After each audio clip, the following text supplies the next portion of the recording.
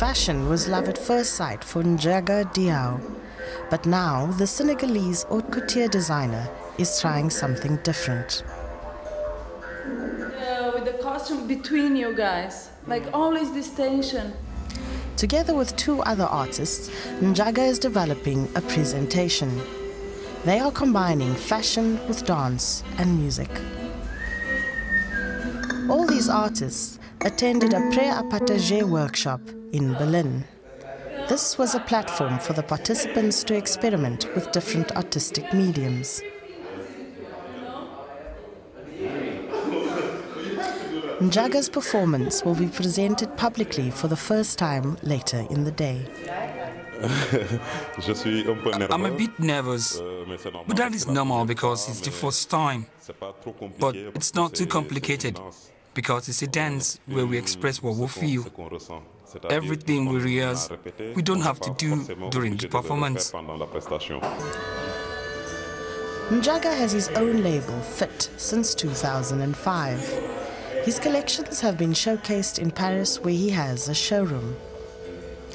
This young designer intends to make African couture a regular feature on the international catwalk. My challenge is really to get my label going here and to have shows on a regular basis, to have stores that people can access my clothes, so that people can see that African style is everywhere and that the quality is of an international standard. African designers are doing extraordinary work. Ndjaga formed part of Pré-à-Partager's first workshop in 2008 in Dakar. Since then, he has collaborated with many of the artists in the program. For the participants, Pré-à-Partager is an opportunity to grow and to learn from each other. Meeting other African artists has profoundly influenced his own work. Ndjaga is inspired by the clothing traditions from different African countries. But he always looks for ways to take this a step further. Today I went into traditions a lot, but that is the inspiration for my collections. From these, I can create something modern and contemporary while keeping the traditional feel. This is my starting point. The outcome of the first series of Pré-à-Partager workshops is an exhibition. It has traveled to some of the major African cities like Lagos, Maputo, Johannesburg, Cape Town, Douala, Dakar, and Accra.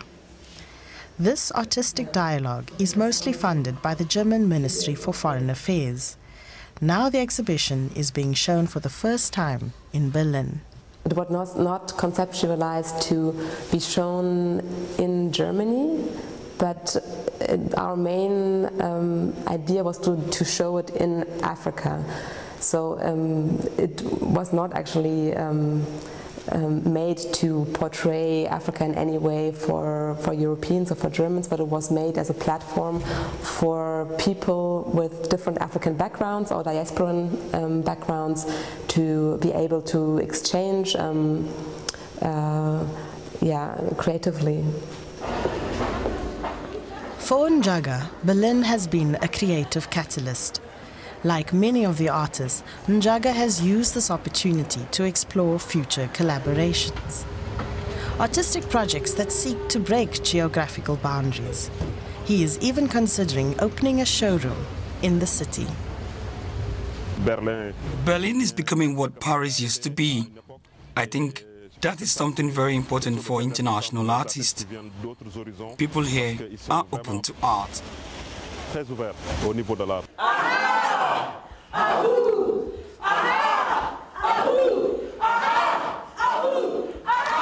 It's now time for Ndjaga's first public performance.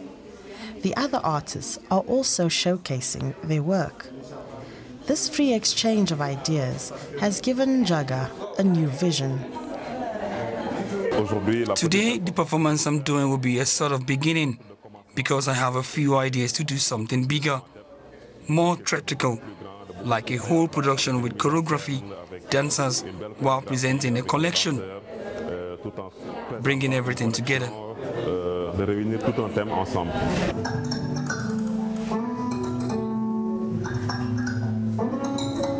Ndjaga will take what he has learned back with him to Dakar, sharing these ideas with his creative team and infusing them in his future collections.